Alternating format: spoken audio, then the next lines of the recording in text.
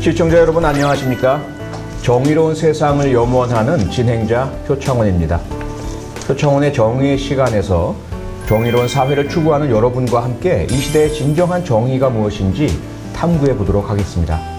저와 함께 진행을 맡은 분은 정의로운 삶에 대한 고민을 아주 건강하게 해결하고 계신 분이죠. 해외 봉사활동과 방송 등을 통해서 왕성한 활동을 하고 있습니다. 윤미숙 개그우먼입니다. 네, 안녕하세요. 진정한 정의로운 세상은 언제 오나 늘 기다리고 있는 개그우먼 윤미숙입니다. 네, 지금 장안의 가장 뜨거운 화두는 뭐니 해도 부동산이라고 생각이 됩니다. 그 현 정부의 가장 아픈 부분이기도 하고요. 가장 많은 비판을 받고 있는 부분이기도 하죠. 부동산 문제에 대해서 사실 가장 이 현 정부 출범 당시에 정책의 아이디어를 많이 제공한 분이시기도 하면서 부동산 문제의 어떤 해법이 잘 보이지 않을 때 가장 또 따가운 비판을 하고 계신 분이기도 합니다. 경제정의실천 시민연합 부동산 건설 개혁본부장 김헌동 모셨습니다. 안녕하십니까? 네, 안녕하십니까?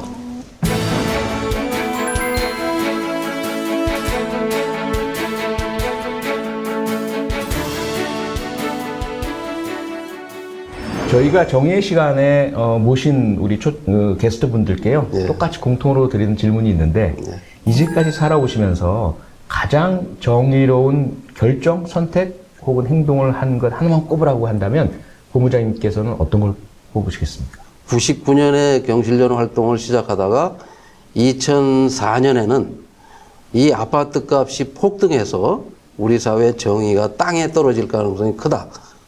왜 그런 생각을 했냐면 가장 정의롭지 못한 것이 불로소득입니다. 아무 노력도 하지 않는 사람들이 더 잘 사는 사회.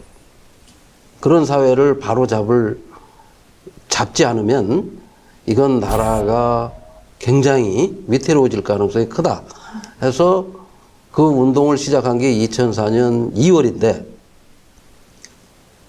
2007년 2월까지 약 3년간 제가 정부의 문제점을 알려주고 해법과 대안을 제시했는데 그것이 받아들여지지 않다가 2006년 9월 25일 날 야당 서울시장이었던 오세훈 서울시장이 제가 주장하던 정책을 전부 받아다가 서울시에서 직접 시행을 했습니다. 그때 제가 이 경제 정의를 위해서 시민운동을 한 보람을 느꼈고 그로부터 약 10년간 주거 문제가 집값 문제가 아파트 문제가 해결돼서 아무 문제가 없었는데 10년이 흐른 2016년부터 다시 아파트 값이 뛰기 시작하고 아파트 문제가 심각해졌습니다. 저는 박근혜 대통령이 탄핵당하고 파면당한 이유는 여러 가지 이유가 있겠지만 그 큰 이유 중에 하나는 최순실이라는 건물주, 불로소득으로 생활하는 사람이 대통령의 정책을 좌지우지하고 그런 부정한 일이 생겼기 때문에 촛불혁명이 있었고 대통령까지 쫓겨났으니까 그럼 그 다음에 들어선 문재인 정부는 최소한 부동산 문제만큼은 정의롭게 정책을 가져갈 줄 알았습니다. 정반대로 이 정부가 흘러가는 걸 보면서 가장 보람을 느꼈던 건 2006년이고 지금 다시 그 보람의 결실을 맺을 기회를 얻고 싶은데 아직 그 기회가 오지 않아서 앞으로도 더 열심히 해야 될 거라고 생각합니다. 네. 지금 말씀 주셨지만 2016년 가장 가까운 우리 시민들이 기억하고 있는 그 부정의한 상태일 텐데요. 그 불로소득이 창궐하고 나라가 부패했던 현상을 목도하면서 국민들이 탄핵을 시켰고 새롭게 등장한 정부가 문재인 정부입니다. 그래서 문재인 정부에서 가장 관심을 가지고 주력했던 정책 중에 하나도 부동산 문제 해결, 불로소득의 해결, 그래서 25번이나 부동산 정책을 내놨습니다. 예. 그런데 왜 그 모든 것들이 실패해서 지금 본부장님께서 그렇게 강하게 비판하는 상태가 되었을까요? 가장 큰 문제는 대통령 참모나 대통령께서는 내 임기 중에는 집값 오를 일이 절대 없다. 집을 2채 이상 가진 사람은 집을 빨리 팔 기회를 줄 테니 팔아라. 네. 라고 집권 초반부터 얘기를 했어요.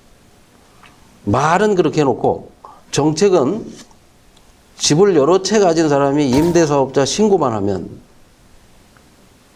세금을 한 푼도 걷지 않고 또 대출을 집을 한 채 살라고 하는 사람은 50% 대출해 주던 걸 30%로 낮추고 집을 5채, 10채, 100채, 500채, 900채까지 사재기 하는 사람은 집값의 80%까지 대출을 해줘서 집값의 80%를 대출해주면 그 살던 집의 전세를 빼내고 월세 보증금만 받아도 집을 살 수 있습니다.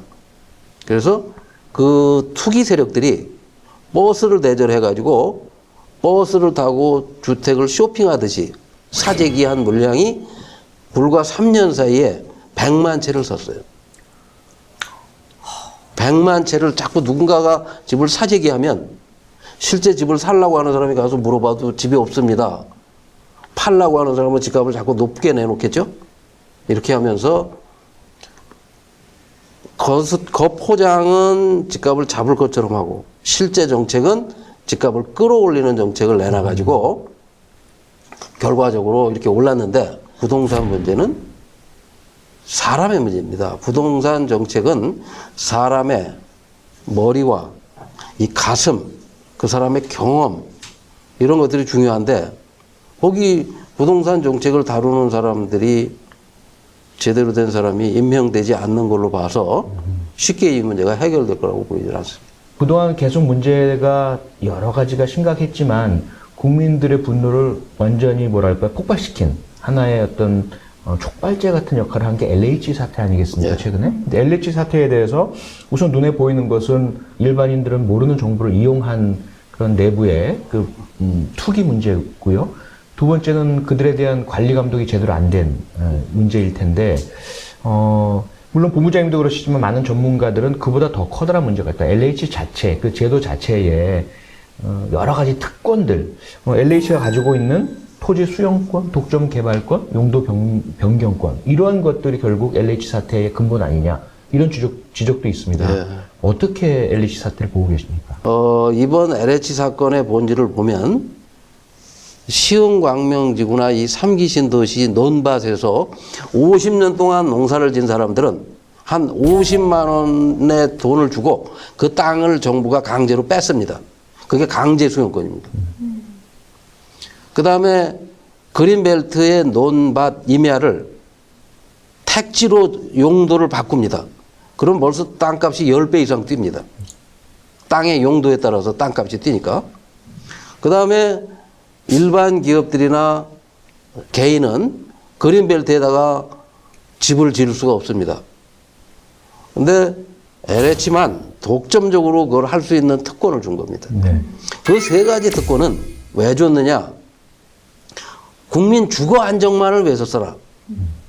국민 주거 안정이란 뭐냐? 집값이 광명에 30년 된 주공 아파트가 30평짜리 아파트가 지금 4억에서 10억이 됐습니다. 작년 한 해 동안. 그 옆에다가 50만 원짜리 땅에다가 600만 원짜리 건물을 져서 30평을 2억에 분양을 하면 이 10억까지 오른 아파트가 떨어집니다. 그렇게 하라고 그 특권을 준 건데 그 특권을 이용해서 지금 문재인 정부는 4억짜리가 10억 되니까 그 2억짜리 원가인 아파트를 7억에 분양을 했어요. 그러니까 LH공사는 5억씩이 남은 거예요. 한 아파트 하나 팔아서. 그런 아파트를 수십만 채를 팔면 얼마나 많은 돈을 벌겠습니까? 그 많은 돈을 벌 수 있다는 걸 알고 직원들이 가서 50만 원짜리 땅을 사서 거기다가 이 벼를 심으면 연말에 수확을 하기 때문에 보상금을 한 푼도 안 줍니다. 근데 거기다 나무를 심으면 보상금이 땅값보다 더 많이 나옵니다. 그러니까 그런 걸 알고 이 사람들이 땅을 미리 가서 샀는데 우리 조사에 의하면 그렇게 LH 직원뿐 아니라 정치인, 그 다음에 개발 정보를 알고 가서 미리 산 사람이 8,000건이 넘습니다. 지자체 공무원들. 예. 근데 밝혀진 거는 15명인데 그 이후 하나도 추가로 밝혀지는 것도 없고 언론들이 뭐 의혹만 제기하는 수준에 머물고 있고, 그러니까 공기업 직원들은 투기를 하고 공기업은 국민들을 상대로 해서 2억짜리 아파트를 7억에 바가지 씌워서 폭리를 취하고, 공기업 직원들은 성과급 잔치를 하고, LH 사장이었던 전직 국토부 장관 변창흠은 이 성과급을 너무 많이 받은 게 밝혀져 가지고 반납하고, 이런 일이 터진 겁니다. 그래서 지금 LH 사건에 분노를 국민들이 한 것뿐 아니라 지금 밝혀진 거는 100에 5%도 밝혀진 게 아니고 아직 밝혀내야 될 게 95가 더 있는데, 그런 것들을 정치권이나 언론이 밝혀내야 할 일들이죠. 본부장님께서 앞서 문재인 정부의 부동산 실책 중에 또 하나 짚어주신 것이 임대사업자에 대한 감세 혜택이었습니다. 그런데 이 임대사업자 등록제 그리고 감세 혜택이 도입된 배경에는 임대사업자들이 등록도 안 하고 세금도 안 내니까 이런 불로소득 또 탈세의 문제가 있었고요. 다른 한편으로는 그러다 보니까 임차인들도 보호를 못 받는다. 그러므로 등록을 해서 합법화시키는 것이 방책이고, 그렇게 하려다 보니 인센티브를 부여하게 되고 필요했던 정책 아니냐, 이런 주장들이 있는데 어떻게 생각하십니까? 그건 임대사업자 제도가 박근혜 정부 때 도입이 됐습니다. 네. 그때는 왜 그래 도입이 되냐면 집값이 점점 떨어지니까 아무도 집을 살라고 하지 않는데 집은 매물이 자꾸 나와. 근데 집을 아무도 안 사면서 무주택자가 전세로에 머물라고 해요. 그러니까 전세값은 올라가고 집값은 떨어지고 하니까 임대사업자들을 보고 집 좀 사서 임대 좀 사업 좀 하세요. 그러면 그 조금 혜택을 줄게 라고 하는 것이 먹혔죠. 네. 그 집값이 계속 떨어지는데 아무도 집을 안 사니까 누군가 사서 혜택을 좀 줄 테니 사라 하고 유인한 건데, 근데 반대로 집값이 계속 오르는데 그 특혜를 주면 거기다 대출까지 특혜를 줘서 집값을 80%를 대출해 주니까 이 정부 들어와서는 전세 살던 사람을 다 내쫓고 월세로 바꿔버렸어요. 집을 5채 가졌던 사람이 10채를 더 샀어. 근데 그 1년 사이에 집값이 또 30%가 올라가지고 15채에서 30%가 오르고, 세금은 한 푼도 안 내고 대출은 자기 돈 하나도 없이 나라 돈으로 사고, 이런 현상이 계속 반복됐는데, 그럼 빨리 조치를 했어야죠. 특혜를 줄이고 혜택을 없애고, 운전자가 운전을 하려면 면허증 따는 건 당연한 거 아닙니까?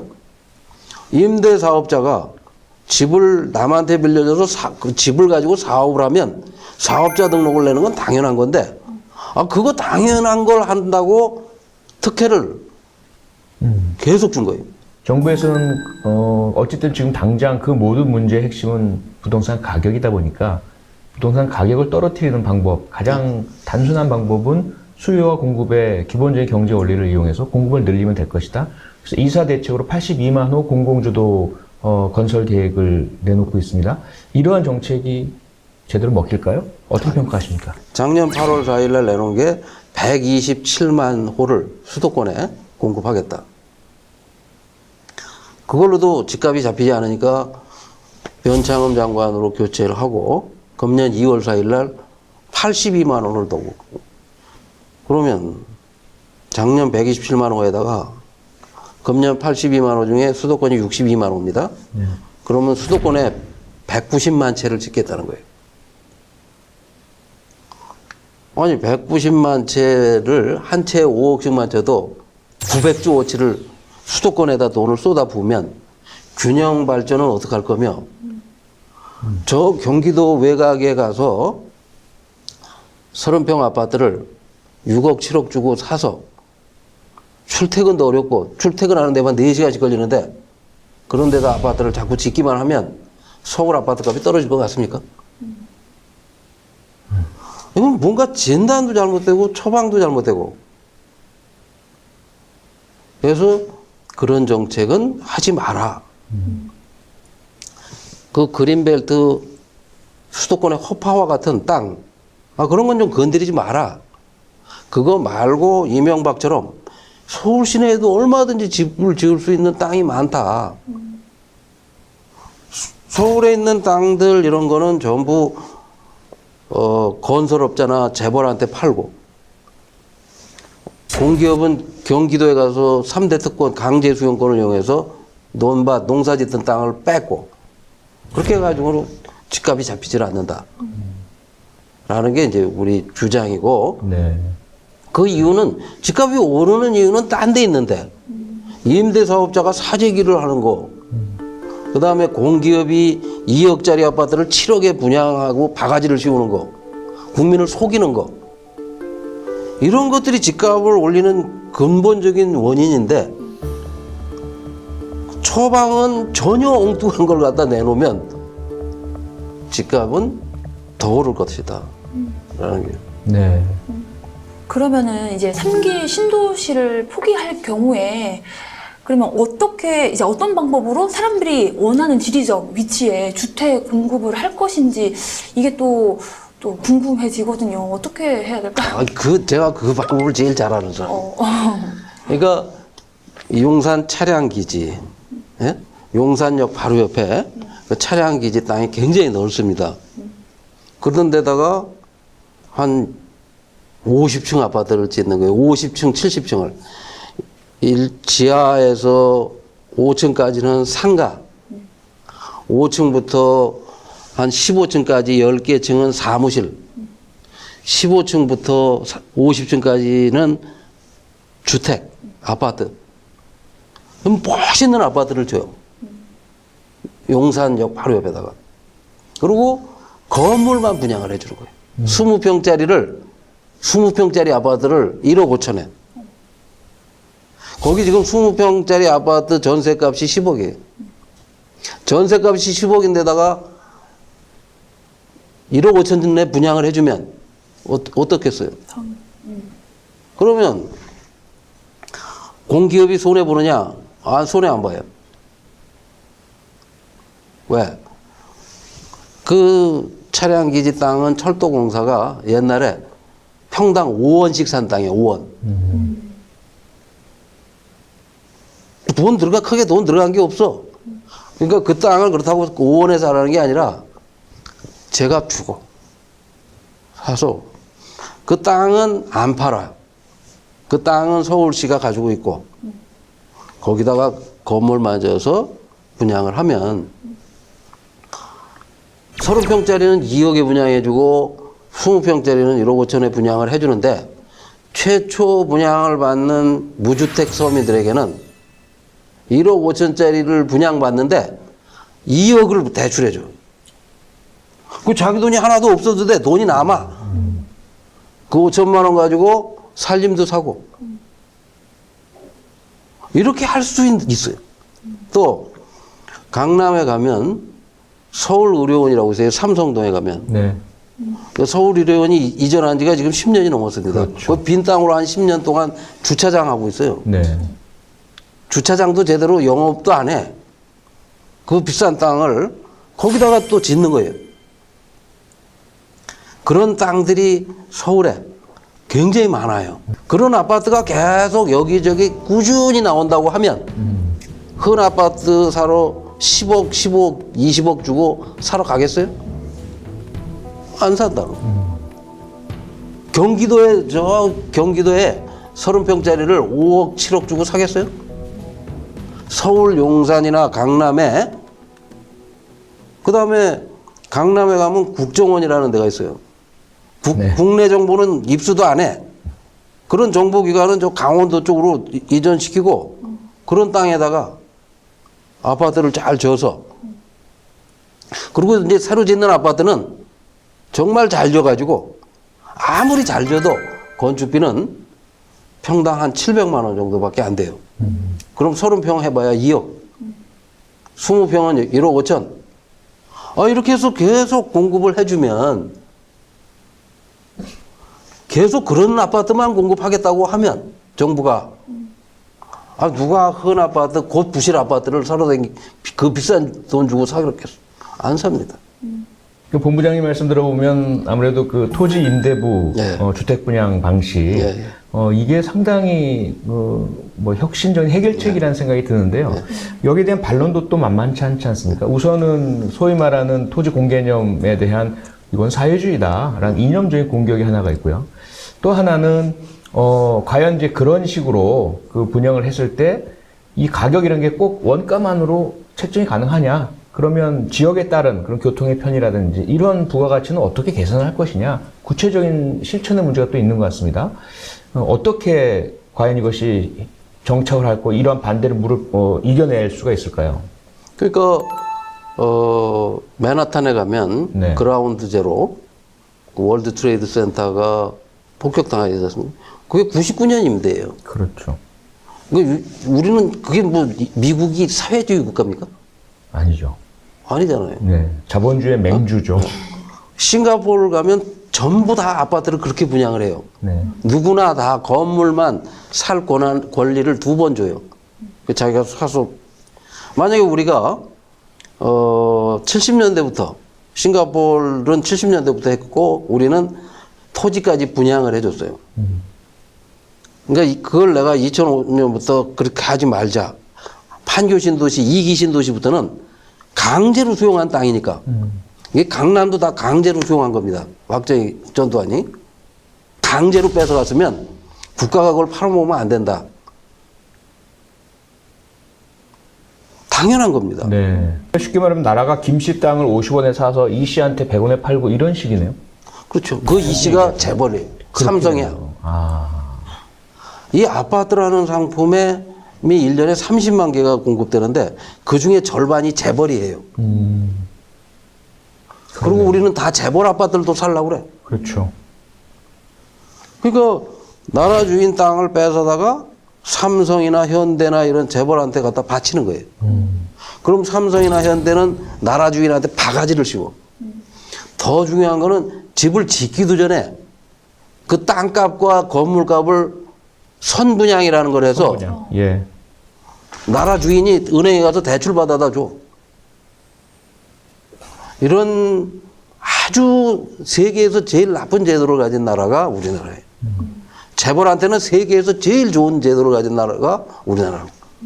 본부장님께서는 그리고 경실련에서는 지금 집값 안정, 부동산 문제 해결을 위해서 이 분양과 관련된 3가지를 제안을 하고 계십니다. 우선은 후분양제, 선분양하지 마라. 그 다음에 분양가 상한제 정하자. 그 다음에 분양 원가를 공개하자. 이 3가지가 만약에 도입된다면 부동산 문제 상당한 해결이 되리라고 전망하십니까? 뭐 다 해결돼요. 다요. 네. 그러니까 김종인 위원장이 그 야당의 비대위원장이 돼서 유일하게 주장한 게 후분양제입니다. 네. 시중에 3,000조의 돈이 있다. 부동자금이 집값을 끌어올린다고 한다. 그러면 그 돈을 재벌 대기업들이, 건설업자들이 그 돈 끌어다가 아파트 지어서 다 지어놓고 분양하면 되지. 왜 돈 없는 청년들이 영끌에다가 은행에서 대출 받아다가 그 돈으로 땅 사고 집 짓게 하냐. 당연히 아파트를 다 만들어 놓고 파는 게 당연한 거 아니냐. 핸드폰도 다 만들어 놓고 팔고 카메라도 다 만들어 놓고 팔지. 누가 그 돈을 미리 소비자한테 받아다가 하는 경우가 없잖아요. 더더군다나 이 아파트 같은 경우는 평생 한번 살까 말까 한 고가품인데 그걸 물건도 없는데 하판으로 주는 모델하우스만 보고 그런 돈을 투자한다는 거는 매우 불합리하다. 이제는 빨리 잡아라. 후분양으로 100% 전환해라. 그게 노무현 정부의 이 원래 로드맵이 있었어요. 네. 근데 이 정부 와서는 그 얘기도 안 해. 두 번째, 야당도 안 해요. 비대위원장이 아무리 그래도. 분양 원가 공개라는 거는 당연한 거다. 왜? 짓지도 않은 물건을 파는데 내 돈 주고 땅을 사고 집을 짓는데 내가 낸 돈으로 땅값이 얼마고 건물값이 얼마인지 알아야 되잖아요. 넌 몰라도 돼. 이건 말이 안 된다. 그러면 공기업이나 건설업자가 마음껏 속이라는 거 아니에요. 정부가 할 일이라는 거는 건설업자가 분양 신청이 오면 그 분양 가격을 검증해서 터무니없이 비싸면 분양 승인을 해주지 말고 반려를 시켜라 하는 게 분양가 상한제인데 정부가 없는 거야. 분양가 상한제를 안 나눈다는 건. 그러니까 이 분양가 상한 주택시장에서 정부의 할 일은 소비자를 대신해서 가격을 검증해주고 소비자한테를 속이지 못하게 하고 속이는 걸 적발해내고 하는 게 정부의 역할인데 이 문재인 정부는 4년 내내 소비자 편을 들지 않은 거예요. 공급자, 건설업자, 재벌 편만 들었어. 그러니까 공기업까지 2억짜리를 7억에 바가지 씌워서 이렇게 네. 국민을 고통스럽게 하고 그런 것들이 집값을 끌어올린 거예요. 그런 얘기를 지금 여당에서 사실은 분양가 상한제, 분양 원가 공개제, 후분양제 하자는 얘기가 계속 나왔었었는데 네. 예, 최근에는 그 왜 안 나오고 있을까요? 왜 안 나오냐면 그런 논리를 조중동이 싫어합니다. 왜? 조중동은 아파트를 후분양하면 광고가 없어져요. 아, 조중동 수입의 한 절반이 없어져. 네, 분양 광고 예 무척 많이 아파트 봤습니다. 신문 피면 반이 아파트 분양 광고인데 전면 광고도 나오고 예. 그게 다 없어져. 그 다음에 조중동의 주고객인 재벌들이 그 분양가 상한제나 분양 원가 공개되는 걸 싫어합니다. 왜? 바가지 씌워서 폭리를 취해야 조중동에도 광고를 많이 듬뿍 줄 텐데 남는 게 별로 없으면 그래서 재벌의 이 임원들은 그 어마어마하게 번 돈 가지고 국회의원 친구들 찾아가서 로비를 해가지고 입을 막아야 돼. 그러니까 여당 의원들이 그런 얘기 하던 의원들이 입이 다 닫혔어. 아무도 안 하고. 정말 심각한 상태죠. 물론 이제 그 여당원 전부가 제대로 된 얘기하지 않는다라든지 또는 그 재벌로부터 로비 받는다 이거는 사실은 이렇게 좀 추정이기도 하고 추정이기도 하지만 매일 가서 그 사람들하고 주로 밥을 먹겠지. 네. 우리 시민운동가에 하고 밥 먹고 얘기 듣고 하는 의원들이 거의 없는 걸로 봐서는 그런데 관심 있는 의원은 그럴 것이고 네. 그리고 그런데 관심을 보이고 언론에서 그런 얘기를 하면 찾아와요. 그게 재벌 대기업에 다니는 임원의 업무야. 네. 이 좀 막고 와라. 제가 그 대기업에 그런 걸 하고 하던 회사에 다녔어요. 아, 예. 그 재벌 대기업이 아파트를 지면 하는 일이 뭡니까? 조중동에 광고 내는 일, 모델하우스 짓는 일, 아파트 짓는 건 전부 하청조예요. 그렇죠. 그냥 돈만 챙기는 거야. 어디 가서 정책 로비를 하고. 그런 실태를 제가 다른 사람보다 잘합니다. 20년 동안 건설업 회사에 다녔고, 네. 20년을 시민운동하면서 이걸 정책 감시를 했고, 해서 알고 있는 걸 남보다 제가 많이 아니까 많은 분들이 내게 사실대로 얘기를 하는 거죠. 네. 정말로 듣다 보니까 슬프기도 하고 화가 나기도 하고 많은 국민들이 들께서 실상을 좀 알았으면 좋겠고 예. 반론이 있다면 또 반론을 좀 제기해서 다 있는 그대로 드러났으면 좋겠다는 생각이 강하게 드네요. 얼마든지 토론을 하자는데 토론을 안 합니다. 지금 김어준 방송 같은 경우는 4년 동안 나를 안 불러요. 딱 한 번 불렀어. 그것도 야당 의원 재산 공개할 때. 네. 이렇게 그게 편파적으로 하면 자기 편한테 이롭죠. 근데 그게 오래 가면 자기 편한테 큰 해가 되는 겁니다. 지금 KBS 같은 공영방송도 토론 프로가 거의 토론이 사라졌어요. 그러니까 부동산 정책을 다루던 김현미 국토부 차관 뭐 이런 사람이 김어준 방송에 나와서 계속 거짓말을 해. 거짓 해명을 해. 그럼 누군가 반론을 해주고 반론권하고 토론을 일어나게 하고 해야 되는데 그런 것들이 다 묻혀버려요. 네. 또 아까도 말씀드린 대로 조중동 같은 경우는 이 재벌 공급자에게만 유리한 뉴스를 계속 기사를 써내요. 그러니까 모든 언론이 편파 방송을 하는 거야. 그러니까 국민들은 정확한 내용을 알 방법이 없는 거죠. 부동산 가격이 얼마나 올랐느냐 논란도 많지만 사실 서민들 혹은 시민들 또는 뭐 주택 보유자들 입장에서 가장 그래도 공식적으로 와닿는 가격은 공시가격 아니겠습니까? 근데 공시가격이 작년에 비해서 19.9% 거의 20% 가까이 인상이 됐는데 정부에서는 실거래가가 그만큼 올랐고 두 번째는 공시가격 산정 방식을 이제는 실거래 가격의 70%, 또 앞으로 80%, 90%까지 올려나가는 정책 방향이다. 이렇게 이야기를 합니다. 그에 반해서 일부에서는 쇼크다, 폭탄이다, 옳지 않다 이렇게 얘기를 하고 있고요. 지금 현재 이러한 공시가격의 인상이 옳은 것인지, 두 번째는 근본적으로 이런 방식 자체가 괜찮은 건지 의문이 많이 제기가 되고 있거든요. 어떻게 생각하십니까?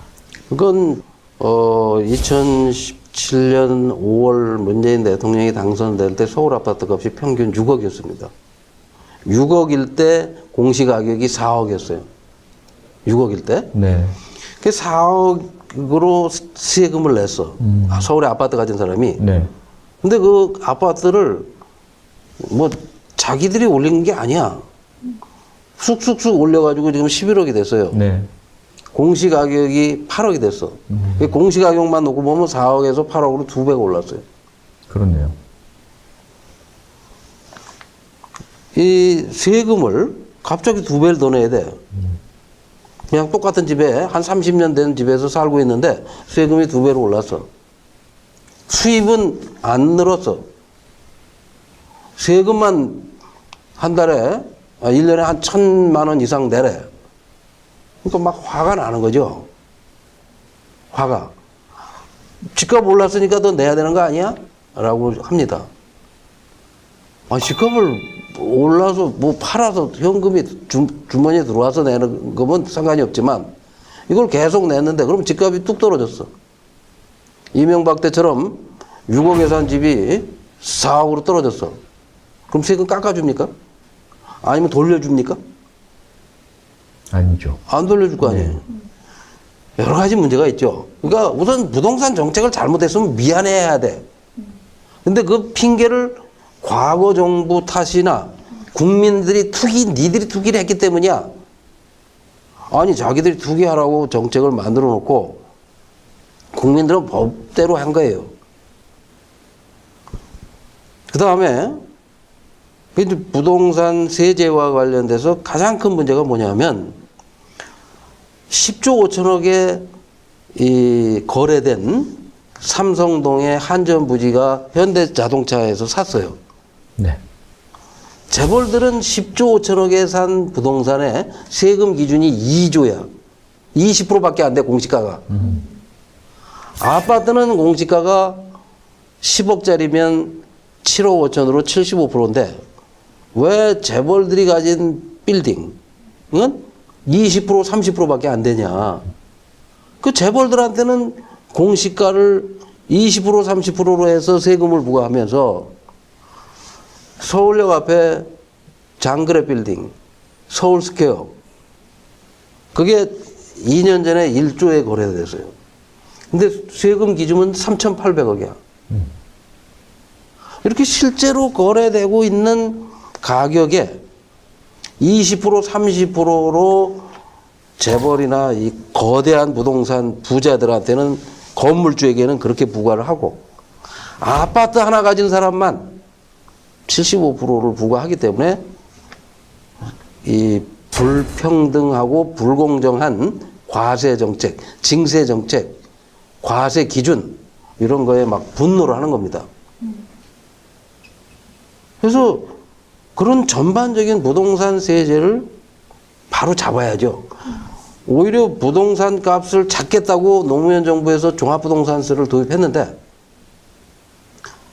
오히려 종합부동산세 도입한 이후에 집값이 더 올랐고 종합부동산세를 절반으로 깎아준 이명박 때는 집값이 떨어졌고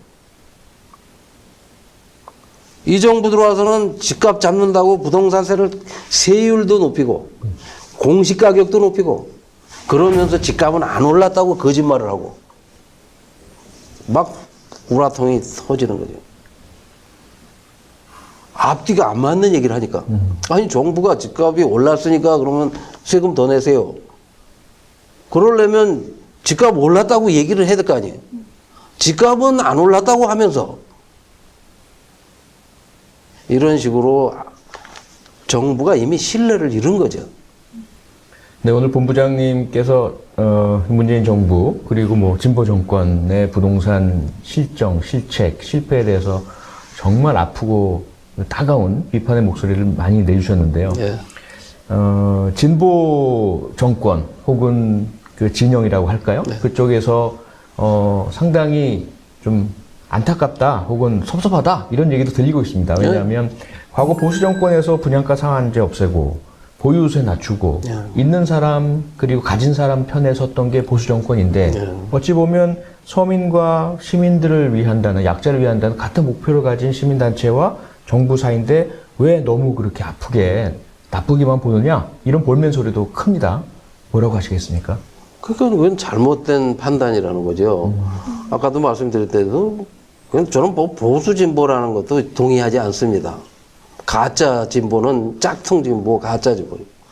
아니 이명박 때 14억으로 올랐던 은마 아파트를 8억까지 떨어뜨리고 있었어요. 8억이었던 은마 아파트가 이 박근혜 정부에서 막 기를 쓰고 끌어올리려고 했는데 12억 됐어. 문재인 정부는 집값 잡는다고 해놓고 22억까지 끌어올렸어. 아, 근데 집값이 떨어지고 있는데 내가 뭐라고 그래요? 이명박 보고. 근데 14억이었던 집값이 떨어질 때 이명박은 우리가 주장하던 건물만 분양하는 제도를 도입하고 오세훈 처가 땅을 뺏어다가 강남에 30평을 노무현 정부에서는 10억에 분양하던 아파트 옆에다가 3억에 분양을 했어. 근데 뭐라고 내가 비판을 거기다 하냐 말이에요. 내가 주장하는 것보다 더 잘하고 있는데. 오히려 그때 지금 이 변창흠이나 조명래나 아니면 참여연대나 이런 데는 3억도 서민이 사기에는 비싸다. 왜 그린벨트에다가 집을 짓냐? 환경적인 시민운동을 하던 변창흠이나 조명래는 이 정부 들어와서 환경부 장관이 돼가지고 3기 신도시 그린벨트에다가 집 짓자. 그 다음에 3억에 분양을 하면 10억짜리 옆에다가 로또가 된다. 그러니 이걸 7억에 바가지를 씌우자. 이런 사람들이에요. 대한민국에서는 아파트를 사서 다 기성세대는 개포동 아파트는 1,000만 원에 샀고 음마 아파트는 2천만 원에 사고 현대 압구정동 아파트는 3천만 원에 샀어요. 다 로또를 맞았어. 기성세대들은. 네. 근데 왜 젊은 사람들은 로또를 맞으면 안 돼? 강남에 아파트 하나를 가진 사람은 다 10억씩 올랐어요. 그건 로또라고 얘기를 하지 않아. 기성세대들을 다 로또를 맞았는데. 근데 왜 젊은 사람들이 로또를 맞으면 안 되냐고. 무주택자가 로또를 맞으면 왜 배가 아파야 돼? 이렇게 잘못된 시각을 가진 시민운동가들의 비판은 저는 찬성입니다.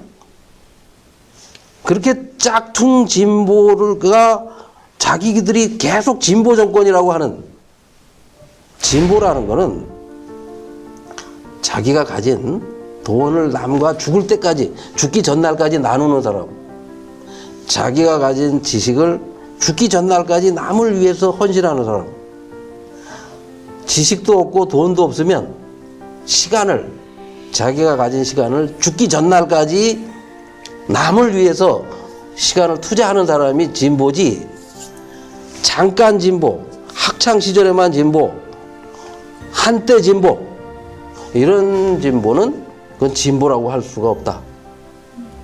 그게 제 생각이에요. 네.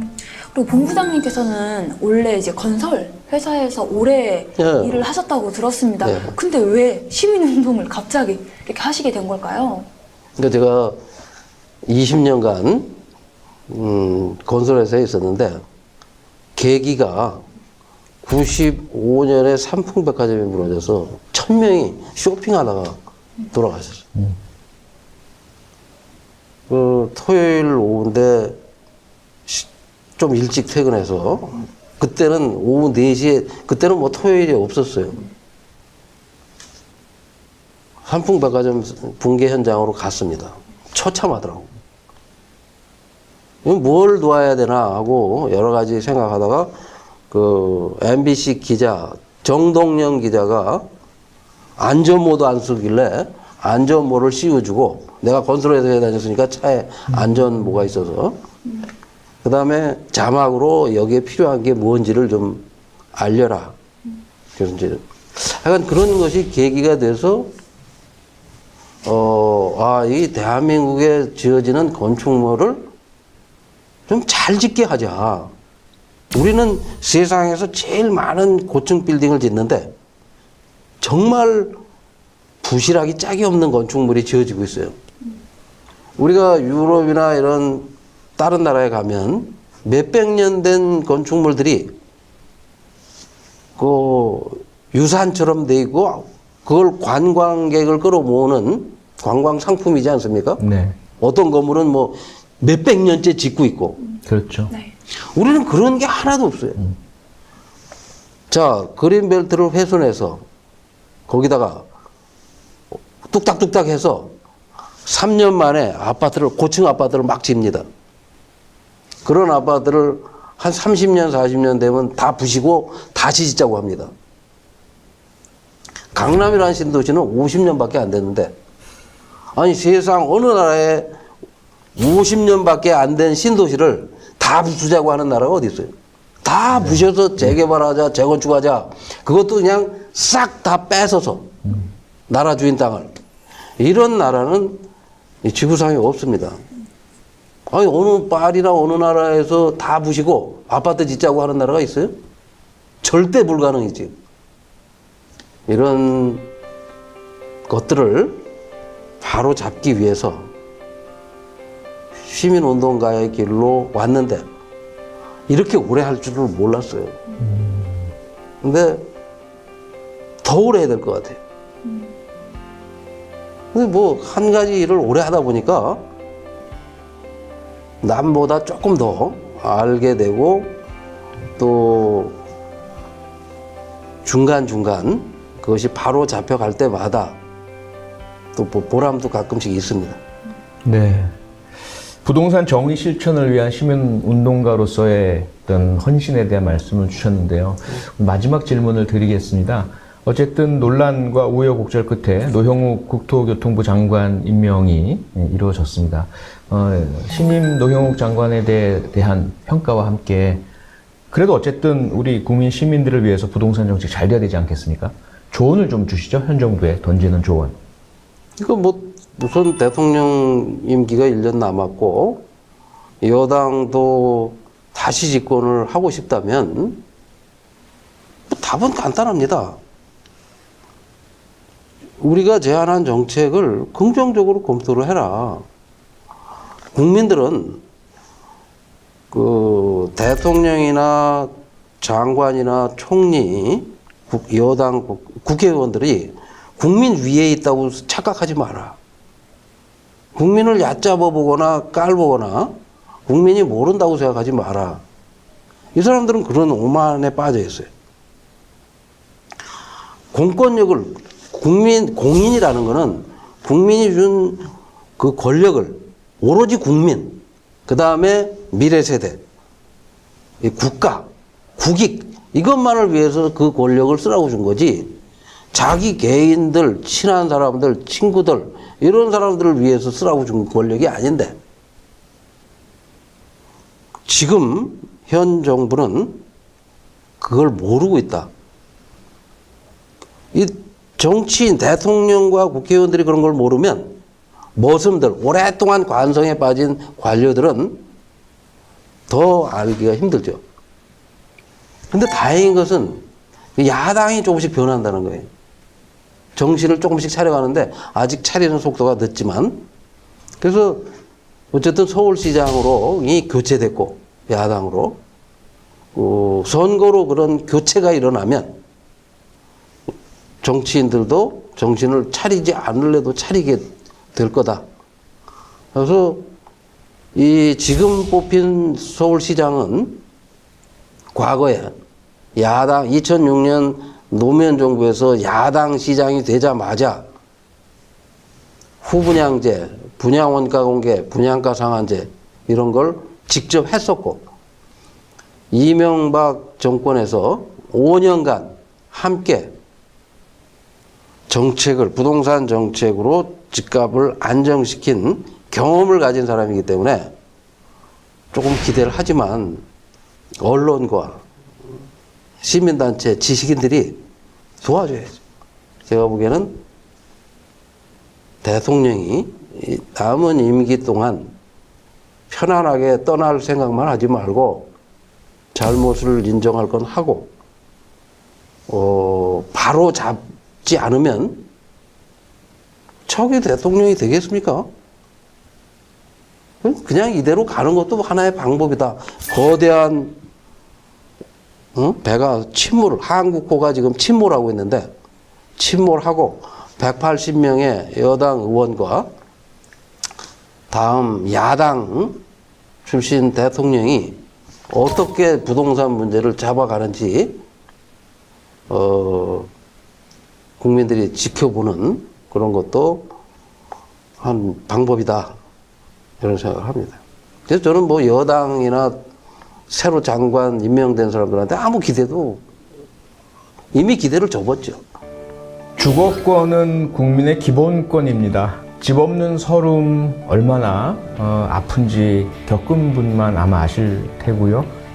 특히 청년과 서민들이 현재 고통받고 있는 부동산 문제 반드시 해결해야 된다고 생각합니다. 특히 불로소득, 성실히 일한 사람들이 결코 얻을 수 없는 거대한 이익을 부동산만으로 얻어들이는 이런 문제도 해결이 돼야 되겠죠. 아마도 사회정의, 국가정의의 핵심은 부동산 정의에서 출발한다고 해도 과언이 아닐 것 같습니다. 앞으로 우리 김원동 본부장님 같은 전문가들 쓴소리, 아픈 소리, 그리고 또 그 반대쪽에서 할 수 있는 이야기, 근거들, 열린 토론을 통해서 대한민국의 부동산 정의가 확립되기를 기대해 보겠습니다. 오늘 시청해주신 여러분 고맙습니다.